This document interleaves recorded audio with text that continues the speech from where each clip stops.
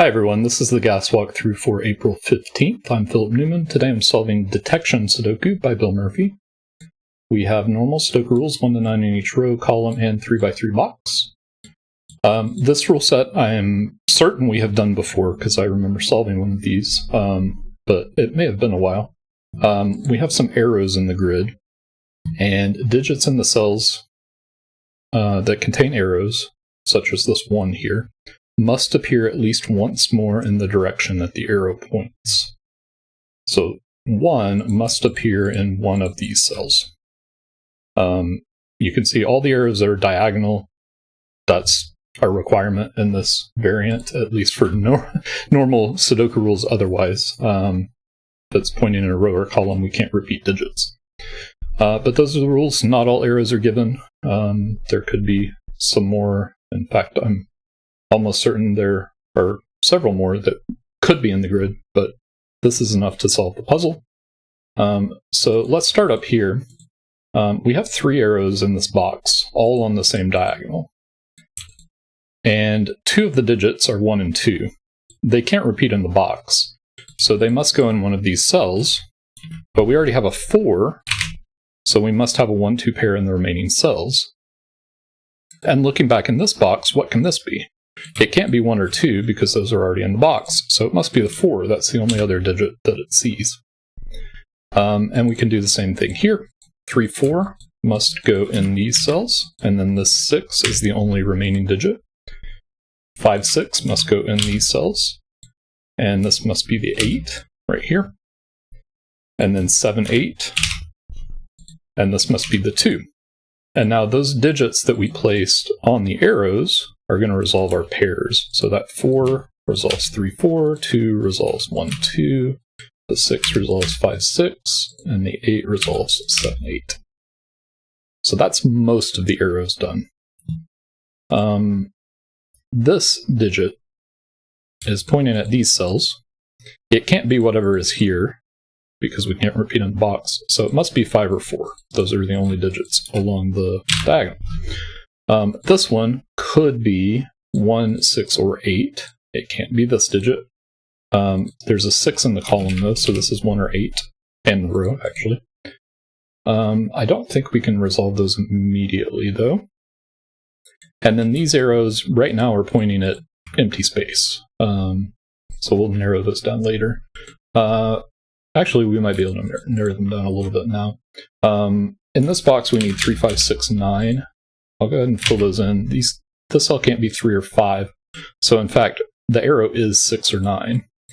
And if we look in this box and this cell, there are 6s seeing all of these cells. So this can only be a 9. And we know we need a 9 in one of these cells. I actually will go ahead and mark that in the corner just so I remember. This can't be 3. These both can't be 6, so this must be 3, 5 like that, and 6 there. And that resolves that box. Let's see if we can do something similar down here. 1, 2, 7, 9 are our digits. We have 1 and 7 in the column. And then none of these can be 2 because of this 2. This was actually true with the 6 as well. This 2 sees 2 cells in the box, but also sees this cell in the column. So this must be 9 again.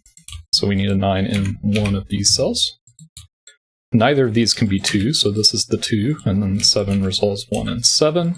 The 1 here resolves 8, the 5 up here resolves 4, and we get a 9 in the middle, eliminating 9 from those cells. Alright, let's look at, well, let's do these columns first. 1, 6, 7, this must be the 7, 1, 6, like that. 2, 3, 5 must be like this. Alright, let's look here. These are 1, 3, 4, 9. We have 4 and 9 in the row. And in fact, 4 can only go here. So that's 9. And now to resolve this arrow, we need a 9 here. And these are 1, 3. These now are 5 and 8, which are not 8. 5 and 7, which are resolved.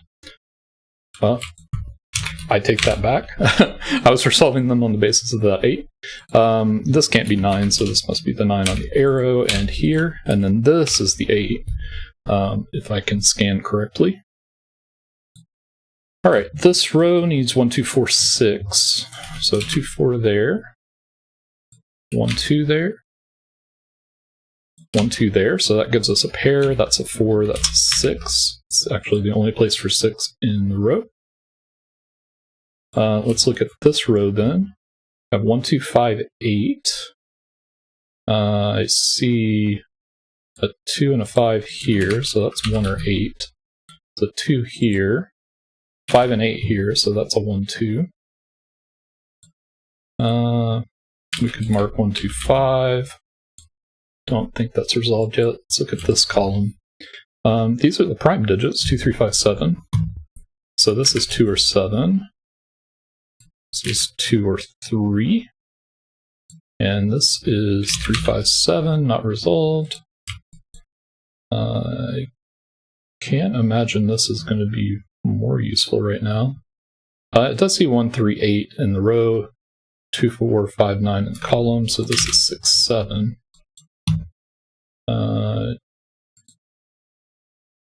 Not restricted enough. Let's look for singles. So I see 4s here.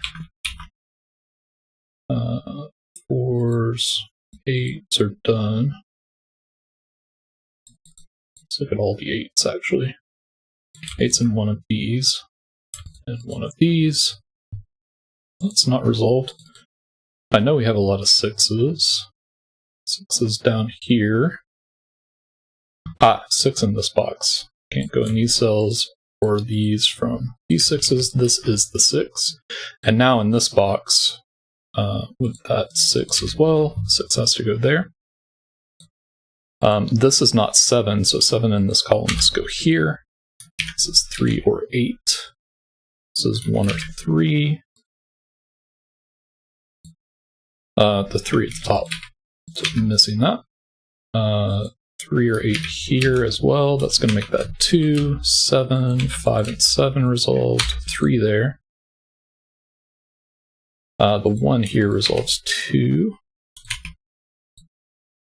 Still need a 2 in this box. And that 2 looks down. Actually, that 2 resolved it earlier. 5, 1, 8, 3, 1, 3, 8. And then we're going to have 9, 5, 1, and 7. And down here, 3, 5, and 9. That's the solution. Really nice puzzle from Bill. The variant resolved itself fairly quickly, but not completely trivially. So I hope you found that part interesting. And the classic was nice as always. Yeah, I actually have solved some of Bill's test puzzles, so I know there's some more good stuff coming up. But let us know how you did in the comments, and I will see you next time.